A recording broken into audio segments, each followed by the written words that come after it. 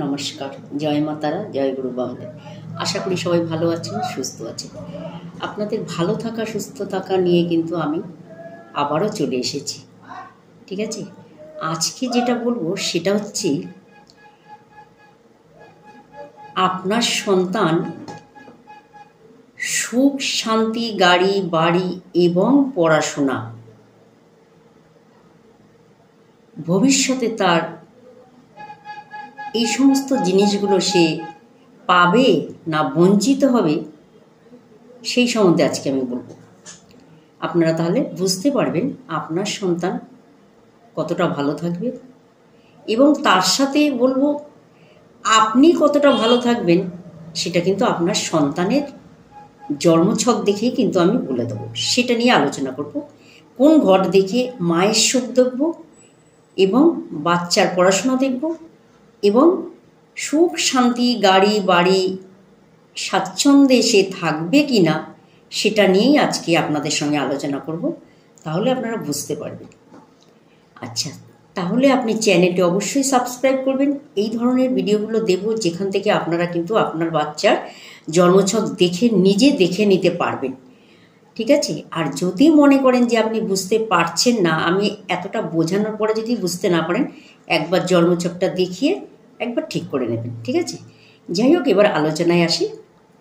আলোচনাটা হচ্ছে, যদি আপনার সন্তানের লগ্ন থেকে 4 নম্বর ঘর, ঠিক আছে, সন্তানের লগ্ন যেখানে লেখা আছে সেখান থেকে 4 নম্বর ঘরে, যদি 4 নম্বর ঘর থেকে, প্রথম কথা আমরা মায়ের সুখ দেখি। আপনার সন্তানের 4 নম্বর ঘর থেকে আপনি কতটা সুখে থাকবেন, সবার ফার্স্ট কিন্তু আমরা সেইটা দেখব। কারণ সন্তানের প্রথম জীবনে মা কতটা তাকে মাধ্যমিক অবধি তাকে গাইড করতে পারবে সেটা কিন্তু আমরা 4 নম্বর ঘর থেকে দেখব। এবং তার সাথে মা কতটা সুখে থাকবে, সুস্থ থাকবে, সেটাও কিন্তু সন্তানের 4 নম্বর ছক থেকে আমরা কিন্তু দেখব। ঠিক আছে, আচ্ছা, যদি আপনার সন্তানের লগ্ন থেকে 4 নম্বর ঘরে যদি মনে করেন চন্দ্র থাকে, তাহলে বলবো আপনার সন্তানের সঙ্গে আপনার খুব ভালো সম্পর্ক থাকবে, খুব ভালো রিলেশন থাকবে, এবং সন্তান আর মায়ের মধ্যে যে একটা বন্ডিং থাকে সেটা কিন্তু আজীবন দিন থাকবে, আজীবনকাল পর্যন্ত কিন্তু এটা থাকবে। এটা কিন্তু কেউ পারবে না, কোনো শক্তি পারবে না সন্তান থেকে মাকে দূরে সরিয়ে নিয়ে যাবে, সে যত বড়ই শক্তি তার থাকুক না কেন। ঠিক আছে, চতুর্থ ঘরে যদি তার চন্দ্র থাকে, এই চতুর্থ ঘরে চন্দ্র যদি থাকে, সেই মা কিন্তু আজীবনকাল তার সন্তানের কাছে কিন্তু সুখে শান্তিতে কিন্তু জীবন কাটাবে। এটা হচ্ছে 1 নম্বর মায়ের সম্বন্ধে বললাম। এবার সন্তানের সম্বন্ধে বলি। এই সন্তান চতুর্থ ঘরে যদি সন্তানের লগ্ন থেকে 4 নম্বর ঘরে যদি কোনো